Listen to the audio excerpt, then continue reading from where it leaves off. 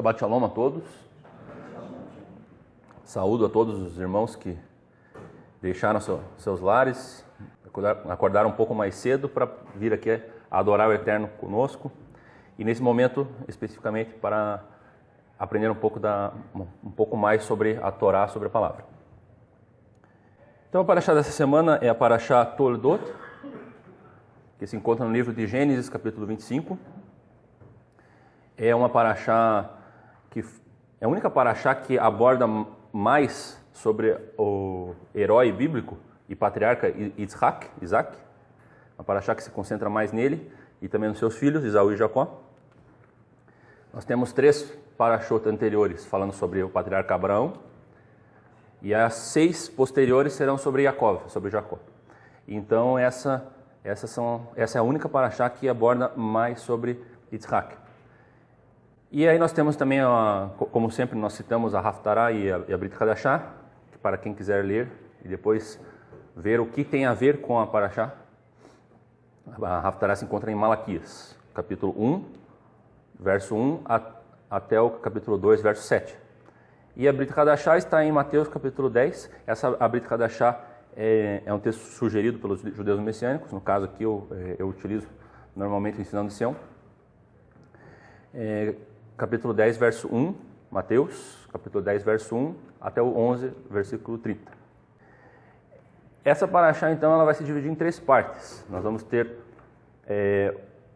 a história da gravidez de Rebeca, porque ela era estéril, e aí Isaac ora, né, ele roga a Deus que tenha filhos através de Rebeca, e aí conta já sobre Esav e Jacó, né, Esaú e Jacó.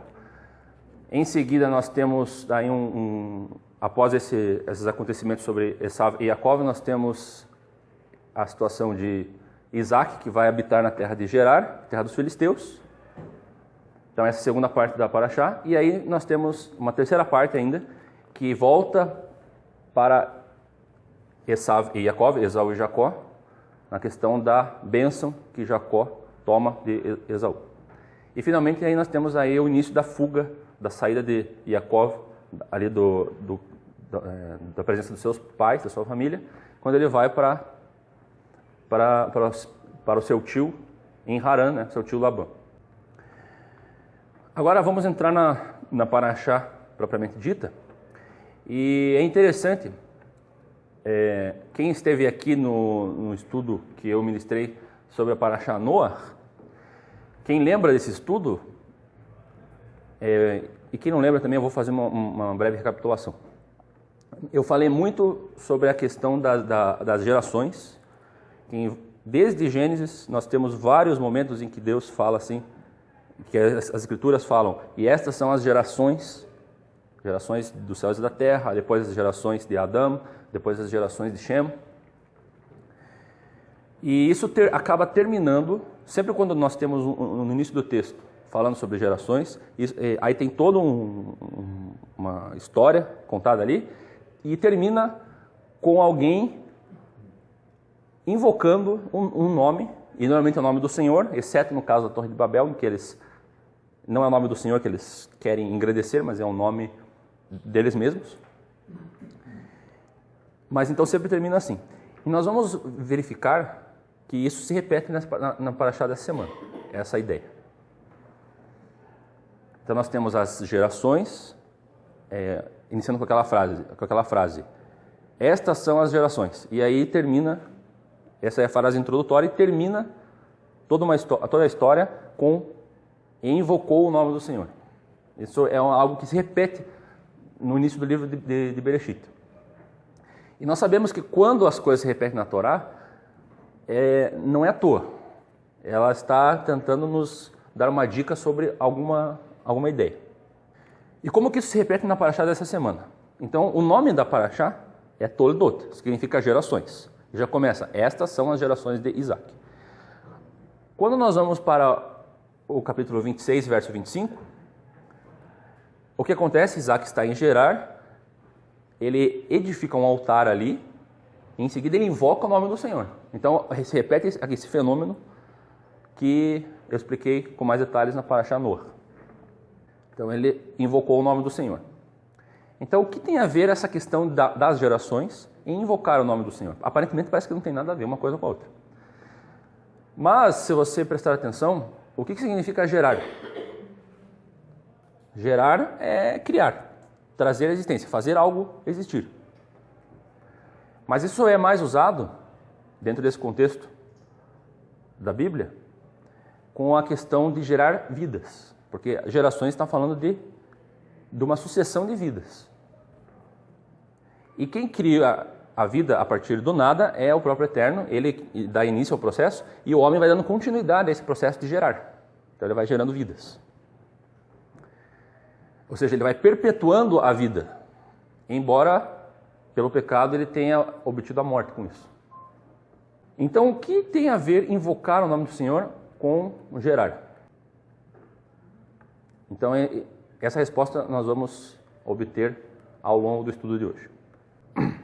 Agora, pegando então a primeira parte da nossa Parashá, que é mais sobre a questão de Esaú e Jacó, e da gravidez de Rebeca, o que fica evidente quando nós lemos o capítulo de Gênesis, capítulo 25 de Gênesis, dos versos 19 até 34, que é o início ali dessa Parashá. O que fica em evidência?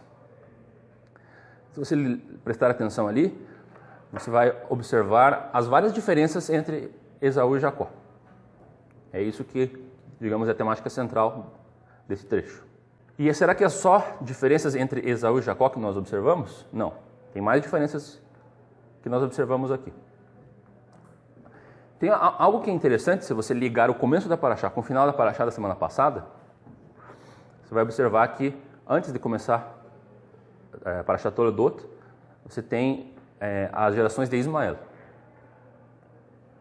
Isso é no final da Parashá Sará.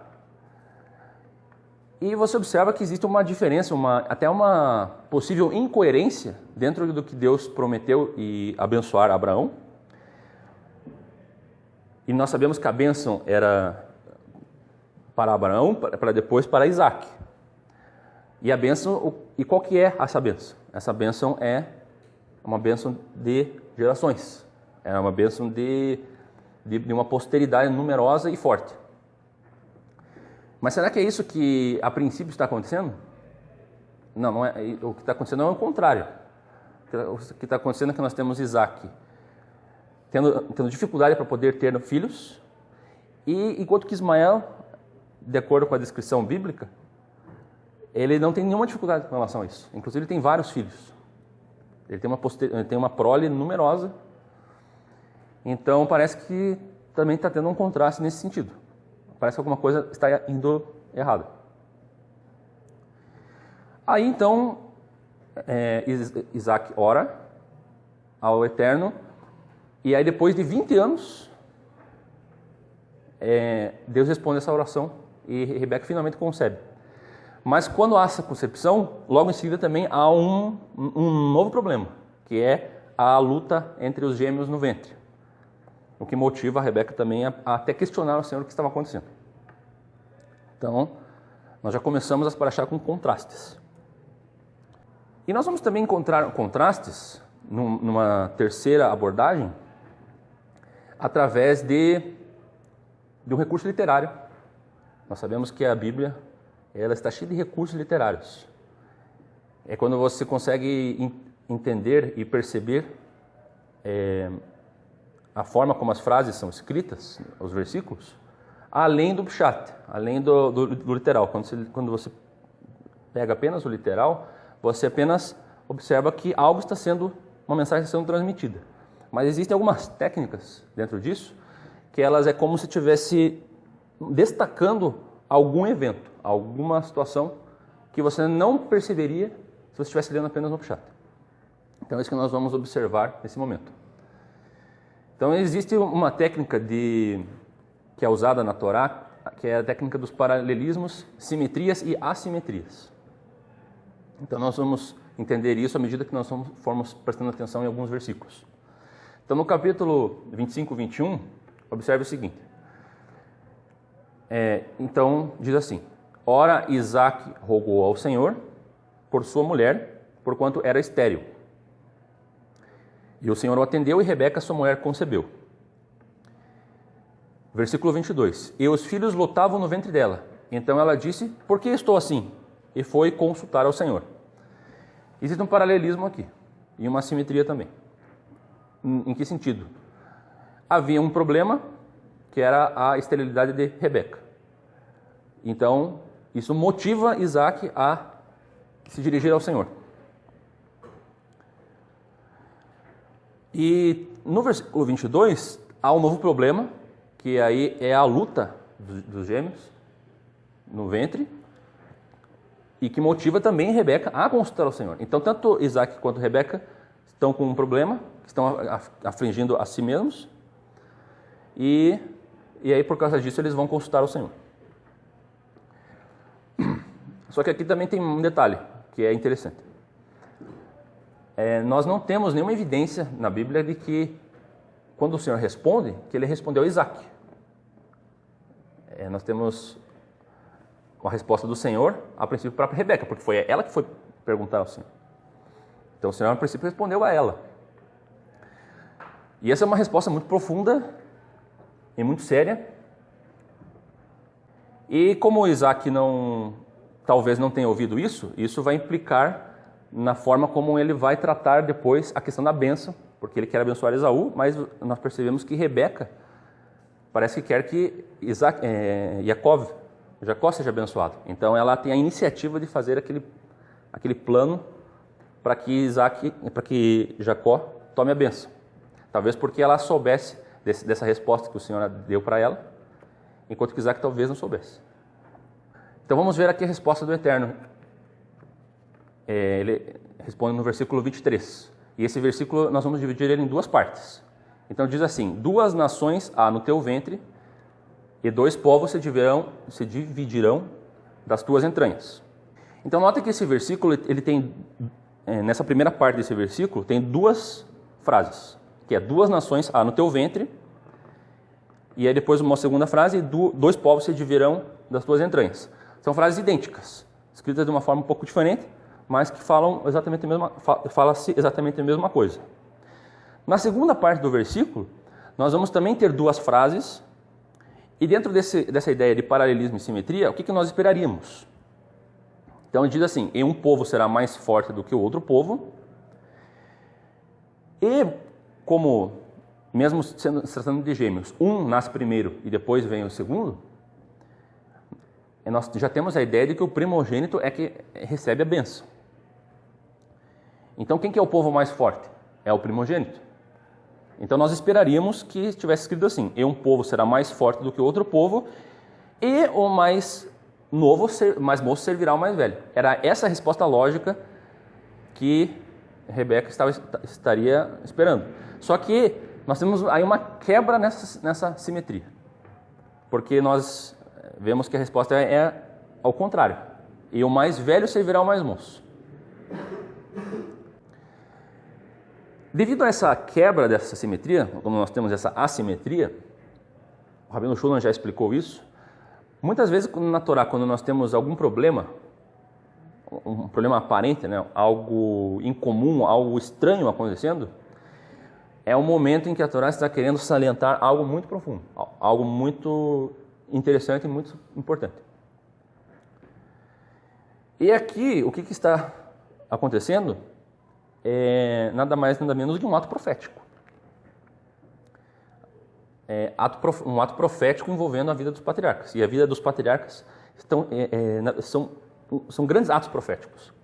A vida deles é uma sombra do que vai acontecer no futuro com todo mundo.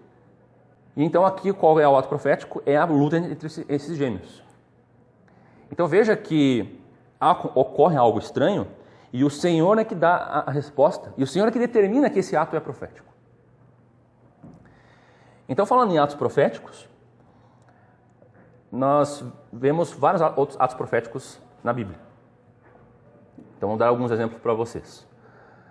Nós temos em 1 Samuel, o momento em que o rei Saul tinha desobedecido o Senhor no tocante ao fato de que ele deveria exterminar os amalequitas, e ele não extermina totalmente os amalequitas, porque ele poupa o rei e os melhores animais.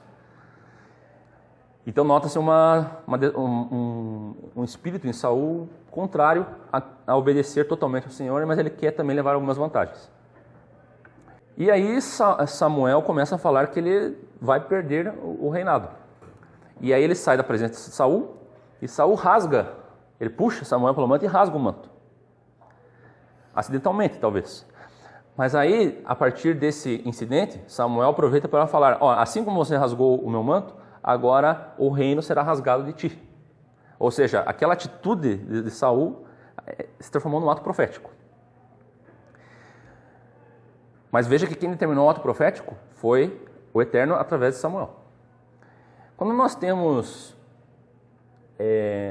em Isaías, aquela situação em que, no capítulo 20 de Isaías, em que é determinado que ele passe a andar nu e descalço, e ele começa a andar nu e descalço durante 3 anos, que é bastante espantoso.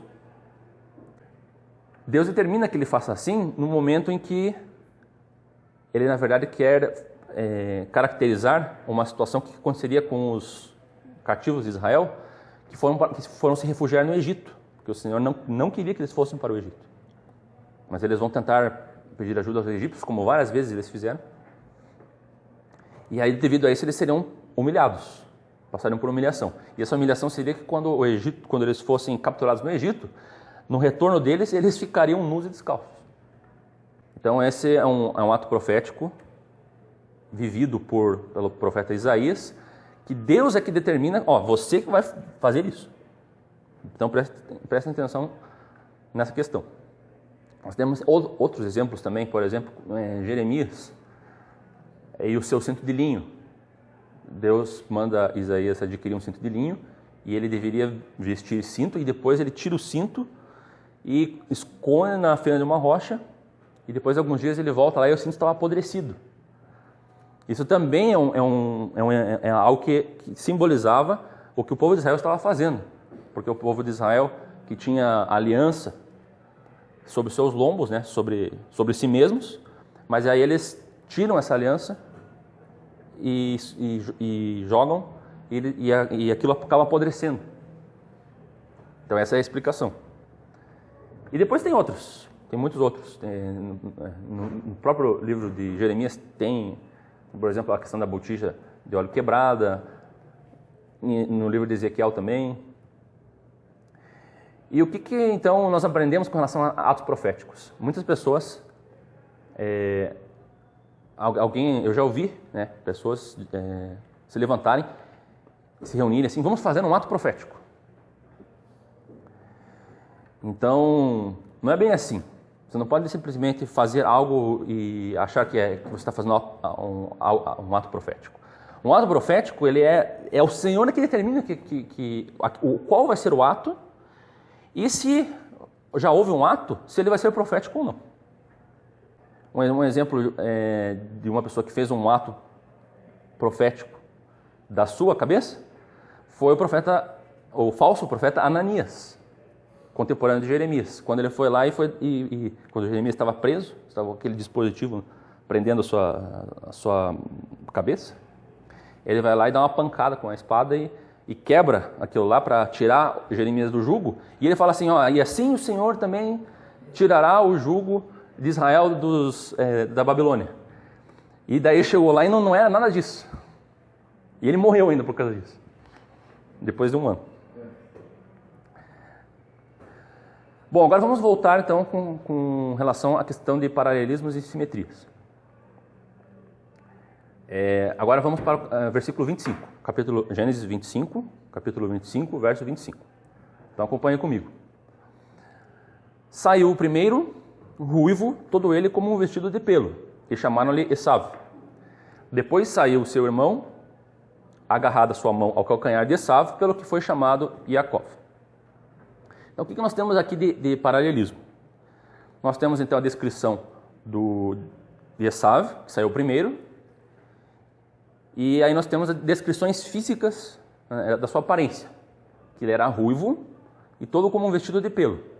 Aqui nós temos que notar que existe algo muito incomum aqui. Você já viu nascer alguma criança com o corpo todo peludo? Olha como está descrito aqui, como um vestido de pelo. Isso é uma coisa extremamente incomum. Talvez ele sofresse até de uma síndrome, de algo estranho. Então, é uma característica física e incomum. E ele era ruivo. E chamaram ele Esaú. Agora veja o que nós esperaríamos do versículo 26. Ele vai dizer assim: depois saiu seu irmão. Nós esperaríamos que ele dissesse algo do tipo assim: saiu seu irmão com o corpo pelado, por exemplo, e cabelo preto. Era isso para seguir a lógica do versículo anterior. Era isso que nós esperaríamos. Só que, no entanto, existe uma assimetria aqui, porque ele não fala sobre as características físicas de Jacó. Ele fala sobre a sua intenção, sobre seu posicionamento, sua direção, que é agarrar o calcanhar do seu irmão. E, aliás, o nome Yaakov vem da palavra Akev, que significa calcanhar. Por isso que ele foi chamado Yaakov. Bom, nós sabemos que existe uma grande diferença de caráter e de intenção do coração de cada um deles, de Esaú e Jacó. Nós sabemos que existem outros dois irmãos que também tinham uma diferença de caráter. Nós já vimos isso antes. Quem que são esses dois irmãos? Abel e Caim. Agora nós notamos também que existe no versículo de Gênesis, capítulo 4, versículos 3 e 4, também existe essa questão de paralelismo e assimetria. Então, Gênesis 4, versículo 3, na questão das ofertas de Caim. Então diz lá o seguinte: ao cabo de dias trouxe Caim do fruto da terra uma oferta ao Senhor. Então o que nós notamos aqui? Que trouxe Caim dos frutos uma oferta ao Senhor. Seguindo essa lógica, no versículo 4, o que nós esperaríamos encontrar? Que Abel também trouxe das suas ovelhas uma oferta ao Senhor. Aí ficaria igual Caim. Só que no versículo 4 nós temos uma diferença na forma como isso é tratado. Porque fala assim: Abel também trouxe dos primogênitos das suas ovelhas e da sua gordura. É muito importante aqui que o que foge aqui da lógica aqui é justamente essa questão dos primogênitos e da gordura, porque isso qualifica a oferta de Abel como uma oferta aceitável. Porque todos os primogênitos, o Senhor ele exige que todo primogênito seja ofertado ao Senhor. Isso está na Torá. E o Senhor fala que também a gordura pertence a Ele. As pessoas não podem comer a gordura dos animais. Isso também está na Torá. Então, no versículo 4, nós temos uma qualificação de acordo com a Torá sobre a oferta de Abel, demonstrando que Abel estava fazendo exatamente aquilo que é agradável ao Senhor. Enquanto que Caim não fala a qualificação dele, porque existem qualificações de ofertas de grãos e cereais também. Então demonstra que Abel tinha um coração inclinado a servir o Senhor, enquanto que Caim não. E agora nós vamos entender um pouco melhor essa diferença de caráter de Esaú e Jacó no versículo 27. Também há uma pequena diferença que é muito semelhante ao que acontece em Gênesis 4, versículo 3 e versículo 4. Então cresceram os meninos, Gênesis 25, verso 27. Cresceram os meninos e Esaú tornou-se perito caçador, homem do campo. Mas Jacó, aqui eu retirei da minha Bíblia João Ferreira de Almeida, diz assim: homem simples, que habitava em tendas. Mas essa palavra que foi traduzida como simples, no hebraico, é a palavra tam, que ela significa, na verdade, uma pessoa inocente, uma pessoa ingênua, uma pessoa que não tem malícia. Esse que é o significado real dessa palavra. Então você veja que aqui na primeira parte do versículo nós temos a profissão de Esaú, nós temos a descrição da atividade que ele fazia, que era de caça, e portanto ele era um homem do campo. Mas não fala do caráter de Esaú, da personalidade dele. Agora, quanto a Jacó, fala que ele tinha essa característica, que ele era uma pessoa pura e que habitava em tendas. Quando nós vemos que alguém habita em tendas, devido a outras passagens, nós entendemos que na verdade que essa pessoa era um pastor de ovelhas. Ele pastoreava um rebanho. Então, aqui nós temos também uma diferença bastante importante na atividade deles. Enquanto Esaú era um caçador, então ele matava animais, Jacó era um pastor e ele cuidava dos animais. Então veja a diferença. Um tem um instinto inclinado a matar e outro tem instinto inclinado a cuidar. E aí nós temos também mais uma situação ali de paralelismo e assimetria no versículo 28. Porque diz assim, Isaac amava a Esaú porque comia de sua caça. Mas Rebeca amava a Jacó porque... Por que Rebeca amava Jacó? Aí o texto não fala. O texto omite essa informação. Só que veja assim que nos outros versículos nós temos sempre uma qualificação mais apurada, mais refinada de Jacó em detrimento de Esaú. E aqui nós não temos o motivo pelo qual Rebeca amava Jacó. Talvez nos outros versículos, como nós temos essa descrição mais refinada, então isso equilibre o fato que nesse versículo haja essa omissão. Agora nós vamos avançar um pouco e vamos para o capítulo 25, verso 30. O momento do guisado vermelho, né?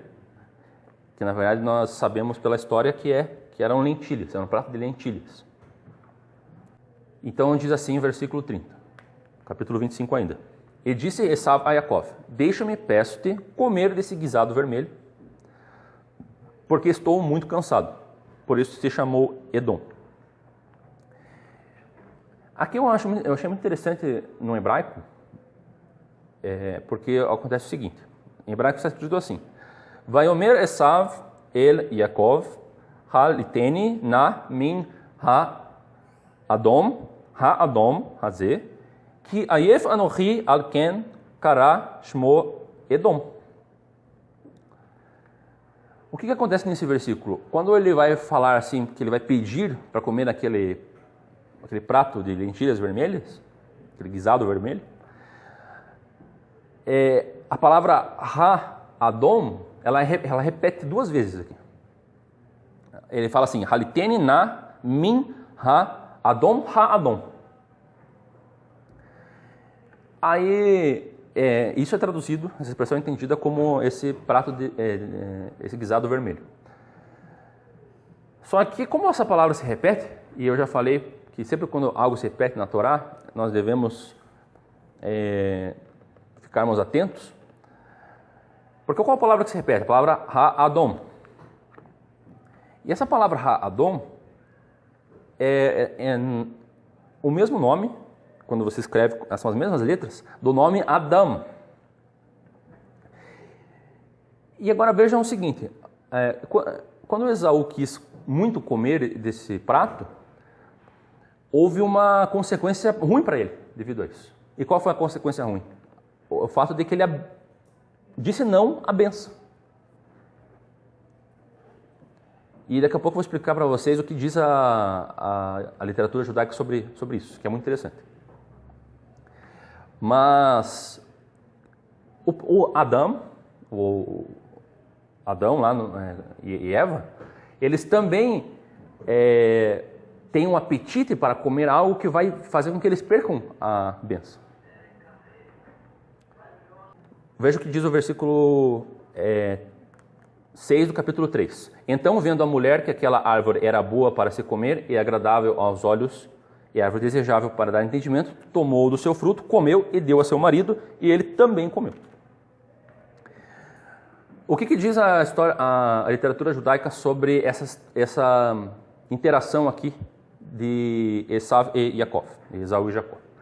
O que aconteceu foi o seguinte: no momento em que Esaú pede esse prato, e Jacó coloca a situação da primogenitura, eles têm um diálogo em que Jacó explica para Esaú as responsabilidades da primogenitura. E quando ele fala essa responsabilidade, ele explica já a questão da posição levítica. Ele já fala sobre como que um primogênito vai ser um servo do Eterno e ele vai ter altas responsabilidades com isso. Nós sabemos que os levitas, eles foram levantados como uma tribo que iria exclusivamente servir ao Eterno, e eles não teriam terras, eles não teriam campos para plantar, mas a única herança deles ia ser o próprio Senhor. Na verdade, eles não eram a princípio para serem a tribo não era para ser a tribo de Levi, deveria ser a tribo de Ruben, que é a tribo primogênita. Mas devido ao pecado que Ruben cometeu, se deitando com a mulher do seu pai, e como também os levitas se colocaram a favor de Moisés no pecado do bezerro de ouro, então Deus ele fez algo diferente do que era previsto. Então nem sempre a questão da primogenitura tem a ver com o fato da pessoa nascer primeiro, mas dela ter algum mérito para isso. Dela ter e esse mérito está relacionado com o real desejo dela de servir a Deus. E aí, quando, de acordo com a literatura judaica, Jacó vai lá e explica essas coisas, ele não se sente muito à vontade com essa posição de primogênito. Ele passa assim: puxa, mas então isso não vai me ser útil, porque aí eu vou ter que ter toda uma vida muito regrada, muito certinha, assim, eu não vou poder ter minhas terras, sair para caçar, e não vou poder ter a vida que eu tenho. Então, e aí, além disso, Jacó também ele explica que se a pessoa que não assume essa responsabilidade, e ela tem a bênção da primogenitura, mas não assume essa responsabilidade, o destino dela é a morte. Como que nós sabemos que a pessoa irresponsável, dentro dessa configuração levítica, ela morre? No caso de Nadab e Abiú. Nadab e Abiú não foram responsáveis e eles morreram devido à alta responsabilidade que eles tinham. E eles não foram diligentes. Então aí, por isso é que, de acordo com essa explicação judaica, é que Esaú diz assim: eu estou a ponto de morrer. Então de que me servirá o direito de primogenitura? Só que Jacó aqui, ele fala algo muito interessante no versículo 31, que na minha Bíblia eu achei uma tradução ruim. Então diz assim, no capítulo 25, 31, Jacó diz: vende-me primeiro o teu direito de primogenitura. Só que se você observar no hebraico, está escrito assim: Vayomer Yaakov, Michra keyom et bechoratcha li. Então ele fala assim: Michra keyom. Isso daí não é vende-me primeiro. Isso é vende-me como o dia. Na verdade, o que ele está querendo dizer aqui? Vende-me claro como é o dia, de forma clara como é o dia, o teu direito de primogenitura. Ou seja, ele queria fazer algo bem correto. Ele queria fazer algo assim bem... ele não estava tentando usar tentando enganar assim, pegar ele pela beirada, como algumas pessoas fazem quando fazem um contrato. Elas colocam uma cláusula bem escondidinha para a pessoa não ler e acabar assinando e acabar contratando algo que ela não assinou. Ele queria que ficasse tudo muito claro. Então essa transação comercial aqui, entre eles, foi algo assim foi um contrato simples e bem explícito. E Esaú concordou, porque Esaú, naquele momento, pesou para ele a responsabilidade que seria a primogenitura dentro de uma postura que ele não tinha. Nós vamos saber melhor sobre isso depois adiante, quando ele toma mulheres etéias. E essas mulheres causam amargura de espírito para seus pais. Agora nós vamos fazer uma comparação entre Isaac e Abraão. Como eu já tinha falado no início, essa porção ela fala muito... Aliás, é a única porção que fala mais sobre Isaac. Mas se você parar para pensar, é nessa porção que nós encontramos uma série de eventos, uma série de situações que são muito parecidas com situações vividas por Abraão. Então, vou citar algumas delas.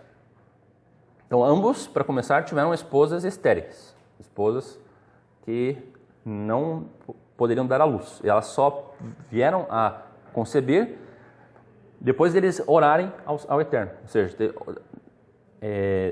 teve que acontecer algo sobrenatural para que esses filhos viessem ao mundo. Tanto Isaac quanto Abraão passaram por um período de fome na Terra Prometida.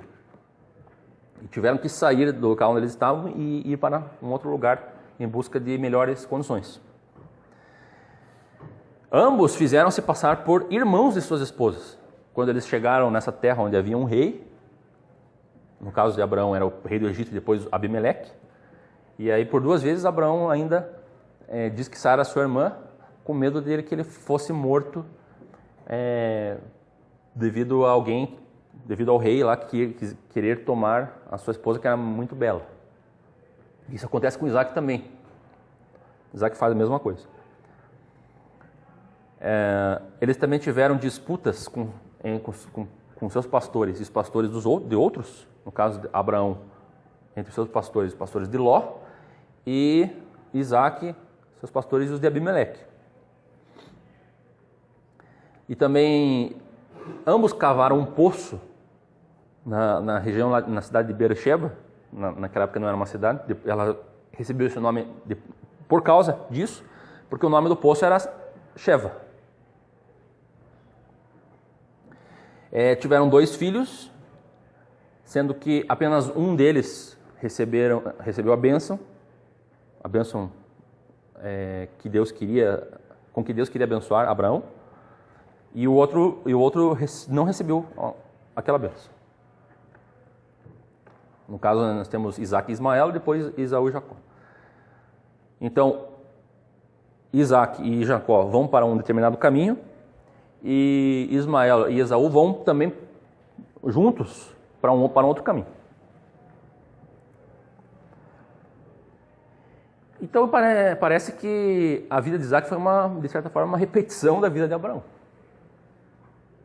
Eles fizeram praticamente as mesmas obras.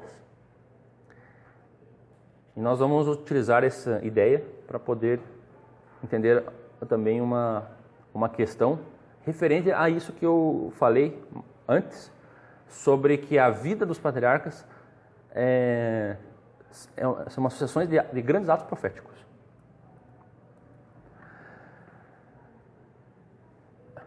E um dos elementos que nós vamos agora discutir para entender isso é a ida de Isaac para Gerar. Gerar lá na terra dos filisteus.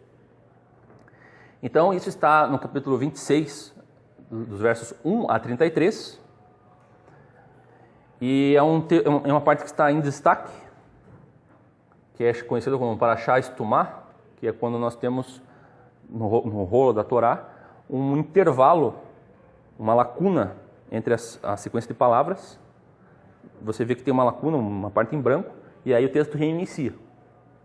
Quando isso acontece, normalmente nós temos muitas vezes nós temos uma história diferente ali do que estava sendo contado até então. Então o que acontece aqui? Eu vou resumir aqui os itens para a gente não ler todo esse texto. Então Isaac muda para Gerar, para essa terra dos filisteus devido à fome. Só que aí ele faz isso em obediência ao que o Senhor tinha dito, para que ele não fosse até o Egito. Porque essa terra de Gerar é uma terra que ele prometeu que daria à sua posteridade. Então ele obedece isso e devido a isso ele é abençoado. E ele começa a prosperar. Nós vemos também nessa passagem que os poços que Abraão tinha cavado quando também tinha habitado em Gerar, tinham sido cobertos, tinham sido enchidos, né, de terra pelos filisteus. Como Isaac começa a prosperar, os filisteus têm inveja e o rei Abimeleque até pede para que Isaac se afaste da presença deles. Expulsa Isaac ali da presença deles. Aí Isaac vai lá e cava novamente os poços. Só que nos 2 primeiros poços que Isaac cava novamente, há contenda. A contenda entre os pastores. Aí no 3º poço, eles não contendem. Então guardem aqui que é no 3º poço, isso eu quero deixar bem em evidência, é no 3º poço que não há essa contenda. O que acontece depois disso? Depois que cava o 3º poço e não há contenda, ou seja, há paz. Aí Deus aparece a Isaac e confirma a ele a bênção de Abraão. Devido a isso, Isaac edifica ali o altar e invoca o nome do Senhor. Lembra do altar e dele invocar o nome do Senhor que eu tinha falado, que tem a ver com a questão das gerações? Aí, agora veja o que acontece, que eu achei algo muito interessante, muito curioso, é que depois que ele cava o poço, não há contenda, há paz. Deus aparece a ele edifica um altar, invoca o nome do Senhor, aí Abimeleque espontaneamente vai até ele e vai pedir para fazer uma aliança com ele. Não é Isaac que vai tentar conversar com Abimeleque, tentar fazer a paz. Inclusive Isaac fica surpreso de Abimeleque vir até ele. Ele fala assim, ué, o que vocês estão fazendo aqui? Vocês não me odeiam? E os servos de Isaac, então, finalmente cavam um poço lá. E ele também dá o nome de Sheva para o poço, mesmo nome que Abraão tinha dado. Então, por 2 vezes, aquele local é chamado Beersheba. Agora nós vamos entender aqui que essa história, ela é, na verdade, um grande e maravilhoso ato profético. Então, vamos lá. Primeiramente, nós sabemos que o Ramacom, que é o local, que local é esse? É o local que o Senhor escolher para fazer ali habitar o seu nome. Existem várias passagens no livro de Deuteronômio que fala que o Senhor iria em algum momento escolher um local para ali fazer habitar o seu nome. E depois nós vamos descobrir que qual local é esse? É o Monte Moriá, que é o monte onde Abraão e Isaac fizeram uma aliança. Ali o templo seria construído. Então observem que Isaac faz um altar e invoca o nome do Senhor após ter cavado o 3º poço. Guarda essa informação. E aí logo após Abimeleque, depois que isso acontece, Abimeleque vai ter paz com ele.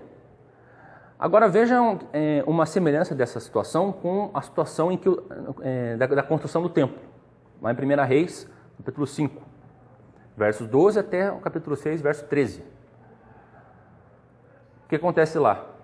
Há uma situação de paz, inclusive Salomão faz uma aliança de paz com o rei de Tiro, rei Irão de Tiro, e o templo é construído, e ele deveria ser construído em tempos de paz, em tempos em que Israel estava em paz com as nações à sua volta.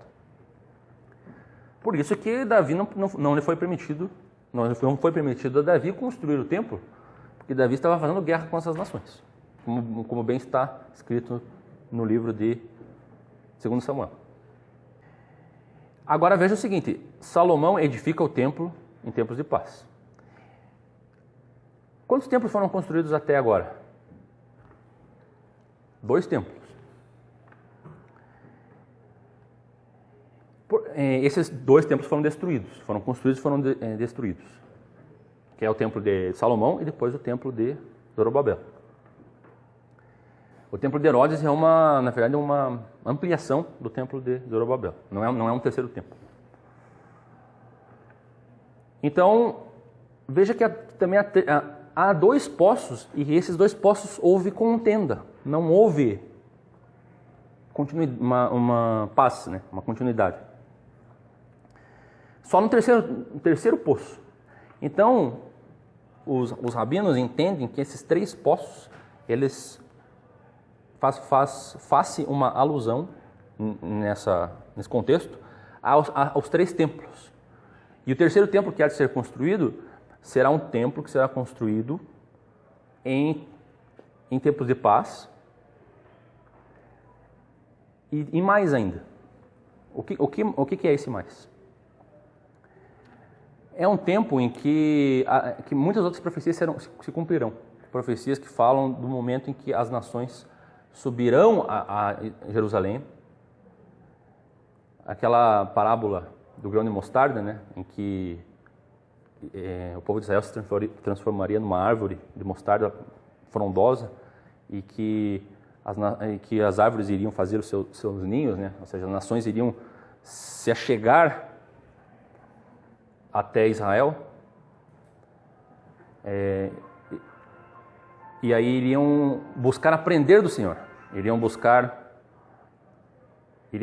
ter a sabedoria, o conhecimento de Sião. Então nós percebemos que aqui existe uma forte semelhança entre os eventos que acontecem aqui com Isaac e já uma configuração totalmente profética que tem a ver com já o final dos tempos, onde será construído o terceiro templo, e é o momento em que daí as nações finalmente se congregarão em Israel, irão subir, irão festejar a festa dos tabernáculos, e elas deverão levar suas ofertas e seus representantes, porque senão, como está bem documentado em Zacarias, não haverá chuva para aquelas nações. Então as nações irão procurar, elas terão essa iniciativa. Hoje as nações não estão tendo essa iniciativa. Nós estamos ainda nesse momento de contenda. E o que você mais vê aí é contenda acerca de Israel. Muitas pessoas falando que Israel não deveria estar lá, querendo que Israel saia de lá, assim como aqui os filisteus queriam que Isaac saísse dali, da presença. E vai ter um momento que o próprio Israel vai se admirar e as nações estarem querendo fazer aliança de paz. As nações vão querer fazer isso. E agora, para concluir, nós temos aquela situação que eu falei sobre as semelhanças entre Abraão e Isaac. Você veja que a vida de Isaac, ela foi uma série de eventos que foram muito parecidos, alguns até praticamente idênticos à de Abraão.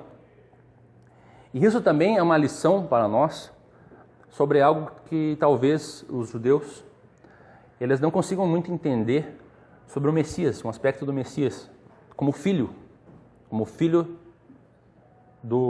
de Adonai, como filho do Pai. Porque as suas obras, a sua vida é uma repetição do Pai.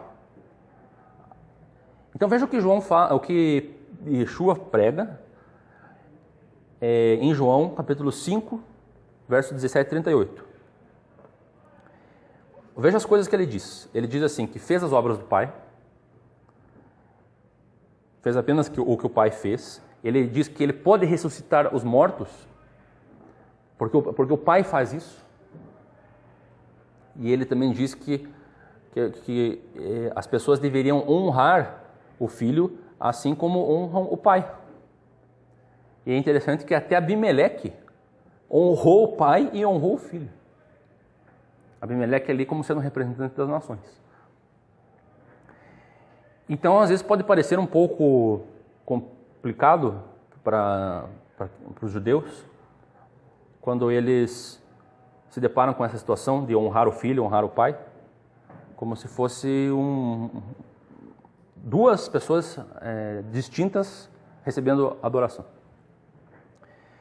Mas é algo que fica assim claro na história de Abraão e Isaac, da maneira como o filho ele repete as obras do pai. E nós sabemos que Isaac é uma das grandes figuras que tem uma tipificação messiânica devido ao evento lá da Akedah, do sacrifício, que ele quase foi sacrificado. Depois nós temos outras passagens em que Yeshua também ele faz essas obras do Pai, quando, por exemplo, ele diz que seus pecados estão perdoados, levanta-te e anda. E aí as pessoas se admiram. Ué, mas apenas Deus pode perdoar pecados. E daí ele responde, e o que é mais fácil, dizer seus pecados estão perdoados ou dizer toma teu leito e anda? Então, para que saibas que o Filho tem autoridade para perdoar pecados, eu digo, levanta e anda, e aí ele andou. Então, ele realmente repete como alguém que tem o caráter do Pai. Então, aqui nós vemos o seguinte, agora para fechar mesmo, a questão do templo, a questão das gerações, de gerar vida. E o que isso tem a ver com invocar o nome do Senhor? Que era essa pergunta que eu tinha feito, essa questão que eu tinha levantado no início. Invocar o nome do Senhor é você fazer com que o Deus seja reconhecido e adorado pelas pessoas que estão à volta. Então, quando Isaac ele vai até Gerar, ele constrói o altar e ele invoca o nome do Senhor, ele está dizendo para os outros apenas que Deus existe, e Ele é digno de adoração, porque o templo, na verdade, é algo maior que tem esse mesmo propósito, de centralizar em um local, um espaço, para que o nome do Eterno seja adorado, que o nome do Eterno faça-se presente, porque o Senhor mesmo disse que para o local que eu escolher para fazer habitar o meu nome, para que todas as pessoas, todas as nações, no final, se dirijam a esse local, voltem seus olhos para esse local, com o propósito de conhecer sobre o Deus de Israel. Essa é a mensagem, então, desta manhã.